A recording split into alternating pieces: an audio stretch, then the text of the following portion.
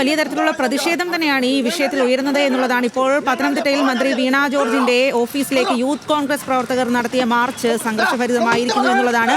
Police March തടയാൻ ശ്രമിച്ചു. വലിയ തരത്തിൽ സംഘർഷം കയ്യാങ്കളിയിലേക്ക് നീങ്ങിയിരിക്കുന്നു. പ്രവർത്തകരെ അറസ്റ്റ് ചെയ്ത് നീക്കുകയാണ് പോലീസ് ഉദ്യോഗസ്ഥർ. അവിടെ വലിയ തരത്തിലുള്ള സംഘർഷത്തിലേക്ക് കാര്യങ്ങൾ നീങ്ങുന്നു എന്നുള്ളതാണ്.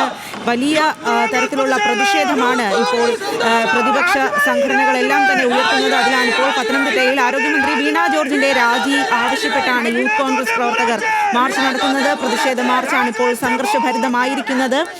പ്രവർത്തകരെ പോലീസ് അറസ്റ്റ് ചെയ്ത് നീക്കുകയാണ്. ഇപ്പോൾ മുഖ്യമന്ത്രി പിണറായി വിജയൻ കോട്ടയം മെഡിക്കൽ കോളേജിൽ മന്ത്രിമാരുമായി കൂടിക്കാഴ്ചയ്ക്ക് ശേഷം പുറത്തേക്ക് ഇറങ്ങുന്ന ദൃശ്യം കൂടിയാണ് നമ്മൾ കാണുന്നത് എന്നുള്ളതാണ്. ഈ പ്രതിഷേധമെല്ലാം നടക്കുന്നതിനിടയിലാണ് മുഖ്യമന്ത്രി തന്നെ നേരിട്ട് മെഡിക്കൽ കോളേജ് ആശുപത്രിയിലെത്തി മന്ത്രിമാരുമായി, മന്ത്രി വീണ ജോർജും അതുപോലെ തന്നെ വി എൻ വാസവനുമായി കൂടിക്കാഴ്ച നടത്തി. അതിനുശേഷം മുഖ്യമന്ത്രി ഇപ്പോൾ തിരികെ ഇറങ്ങുന്ന ദൃശ്യമാണ് നമ്മളിപ്പോൾ കാണുന്നത്. അല്പസമയം മുൻപ് ആൽവിൻ തോമസ് ആണ് ഇക്കാര്യം നമ്മളോട് റിപ്പോർട്ട് ചെയ്തത്. കൈരളി ചാനലിനെ മാത്രമേ അവിടേക്ക് കയറ്റിവിട്ടുള്ളൂ. അതിൽ മാധ്യമപ്രവർത്തകർ വലിയ തരത്തിൽ പ്രതിഷേധം ഉയർത്തിയ കാര്യമടക്കം ആൽവിൻ തോമസ് റിപ്പോർട്ട് ചെയ്തിരുന്നു. ഇപ്പോൾ മുഖ്യമന്ത്രി മാധ്യമങ്ങളോടൊന്നും തന്നെ പ്രതികരിക്കാൻ തയ്യാറാവാതെ മടങ്ങിപ്പോകുന്നു എന്നുള്ളതാണ്. ആരോഗ്യമന്ത്രി വീണ ജോർജും അതുപോലെ തന്നെ വി എൻ വാസവനുമായി കൂടിക്കാഴ്ച നടത്തിയതിന് ശേഷമാണ് ഇപ്പോൾ മുഖ്യമന്ത്രി മടങ്ങുന്നത്.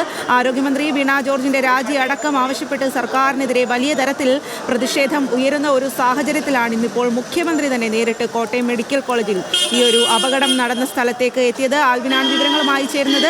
ആൽവിൻ, എന്തായാലും മുഖ്യമന്ത്രി വന്നു, മന്ത്രിമാരുമായി കൂടിക്കാഴ്ച നടത്തിയതിനു ശേഷം മടങ്ങിപ്പോവുകയും ചെയ്തു എന്നുള്ളതാണ്.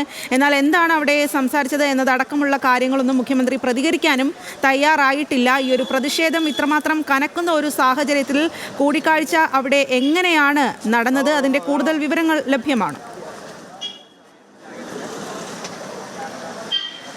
സ്വാതി, ഇപ്പോഴും നമ്മളോട് കൃത്യമായി മുഖ്യമന്ത്രി പ്രതികരിക്കാതെയാണ് പോയത്. നമ്മൾ ഈ അവലോകന യോഗത്തിന് ശേഷം മുഖ്യമന്ത്രി ഇറങ്ങി വന്നപ്പോൾ എന്താണ് ഈ ലോകത്തിൻ്റെ കാര്യങ്ങളെന്ന് വിശദീകരിക്കണമെന്ന് പറഞ്ഞപ്പോൾ അദ്ദേഹം ഇപ്പോഴില്ല, പിന്നീടാകാം എന്ന തരത്തിൽ അദ്ദേഹം പറഞ്ഞ് മടങ്ങുകയായിരുന്നു. മന്ത്രിമാരായ വി എൻ വാസവനും അതോടൊപ്പം തന്നെ വീണ ജോർജ് അടക്കമുള്ള മന്ത്രിമാരുമായിട്ടാണ്, രണ്ടുപേരുമായാണ് മുഖ്യമന്ത്രി ചർച്ച നടത്തിയത്. ഈ വിഷയത്തിൻ്റെ ഒരു ഗൗരവം എടുത്തുകൊണ്ട് തന്നെയാണ് ഇത്തരമൊരു ചർച്ചയുണ്ടായതെന്ന് വേണം നമുക്ക് ഈ ഘട്ടത്തിൽ മനസ്സിലാക്കാൻ. സ്വാഭാവികമായും ഇതിൽ ആർക്ക് വീഴ്ചയുണ്ടായി എന്നുള്ളതാണ് ഏറ്റവും പ്രധാനമായി. ഞാൻ മുമ്പ് സൂചിപ്പിച്ചതുപോലെ തന്നെ ഇത്തരമൊരു അപകടം സംഭവിച്ചുവെങ്കിൽ ആ അപകടം സംഭവിച്ചപ്പോൾ എന്തുകൊണ്ട് ഈ രക്ഷാപ്രവർത്തനത്തിൽ താമസമുണ്ടായി എന്നുള്ളതാണ് ആദ്യ ചോദ്യം. രണ്ടാമത്തെ ചോദ്യം എന്ന് പറയുന്നത് ഈ പഴക്കം ചെന്ന കെട്ടിടത്തിലേക്ക് ഈ രോഗികളായിട്ടുള്ള ആളുകൾ, കൂട്ടിരിപ്പുകാരായിട്ടുള്ള ആളുകൾ എങ്ങനെ ഈ ടോയ്ലറ്റിലേക്കും മറ്റും പോയി എന്നുള്ളത് രണ്ടാമത്തെ ചോദ്യമായി നിലനിൽക്കുന്നു. ഇത് രണ്ടും പ്രധാന വീഴ്ചയായി തന്നെ കാണേണ്ടതുണ്ട്.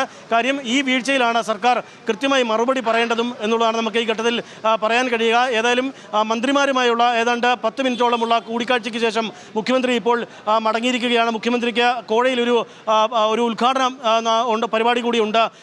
അപ്പോൾ അതുകൊണ്ട് തന്നെ മുഖ്യമന്ത്രി അങ്ങോട്ടേക്ക് മടങ്ങുന്നു എന്നുള്ളതാണ് നമുക്ക് ഈ ഘട്ടത്തിൽ മനസ്സിലാക്കുന്നത്. ഏതായാലും ഈ വിഷയത്തിൽ ഔദ്യോഗികമായ ഒരു വിശദീകരണം മുഖ്യമന്ത്രിയുടെ ഭാഗത്തു നിന്ന് തന്നെ ഒരുപക്ഷേ വരുന്ന മണിക്കൂറുകളിൽ ഉണ്ടാകാനുള്ള സാധ്യതയും ഉണ്ട്. പ്രത്യേകിച്ച് ഇത്രത്തോളം പ്രതിപക്ഷം ഈ വിഷയങ്ങൾ ഉന്നയിച്ച് വലിയ സമരങ്ങൾ പുറത്തു നടത്തുന്നു. തിരുവനന്തപുരത്ത് അടക്കം വലിയ സമരങ്ങൾ നടക്കുന്നു. ആരോഗ്യമന്ത്രിയുടെ ഔദ്യോഗിക വസതിയിലേക്ക് വലിയ സമരങ്ങൾ നടക്കുന്നു.